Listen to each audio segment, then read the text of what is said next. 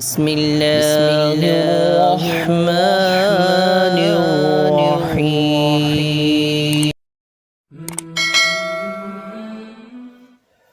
السلام علیکم ورحمۃ اللہ وبرکاتہ۔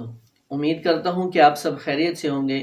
انشاءاللہ آپ نے تجوید کا جو سبق ہمارا چل رہا ہے اس پر محنت کر رہے ہوں گے، اس کو سیکھ رہے ہوں گے اور آپ کو بآسانی سمجھ آ رہا ہوگا۔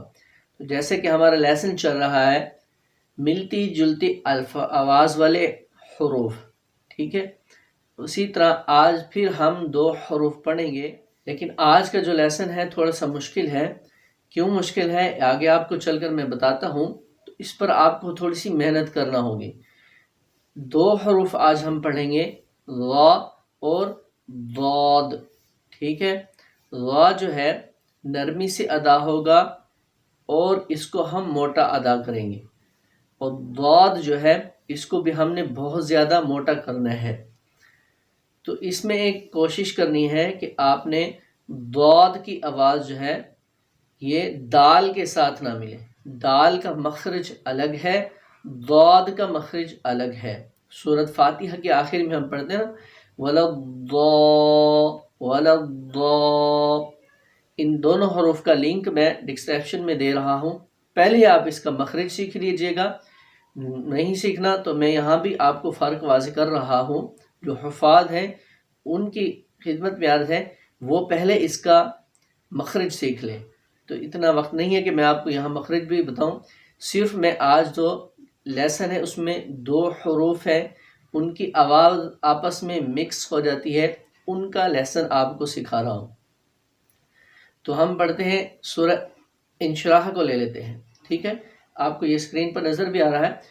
اس سورہ انشراح کے آخر میں درمیان میں ہم پڑھتے ہیں الذی انقض ظہرک، ظہرک، یہ دونوں حروف وہاں جمع ہو رہے ہیں، ہم نے ان میں فرق کرنا ہے۔ ضاد کے اندر ہم نے اس کو بہت زیادہ موٹا کرنا ہے، اور غا جو ہے اس کو موٹا کرنا ہے لیکن اس میں سختی نہیں لے کر آنی، نرمی سے اس کو ادا کرنا ہے، ٹھیک ہے۔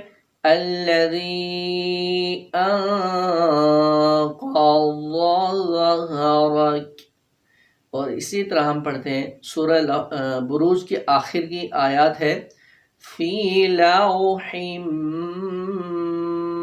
محفوظ،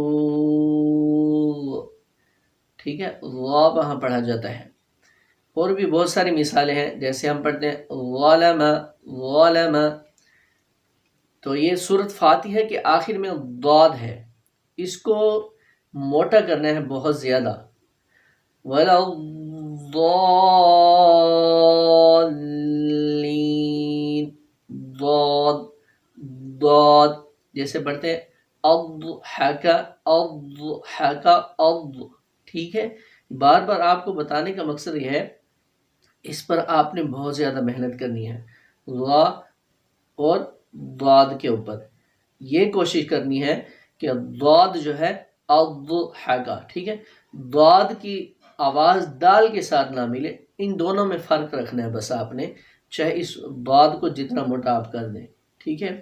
امید کرتا ہوں کہ آپ کو یہ آج کا لیسن آسانی سے سمجھ آ گیا ہوگا۔ سمجھ آ گیا ہے تو ویڈیو کو لائک کر دیجیے گا۔ السلام علیکم ورحمۃ اللہ۔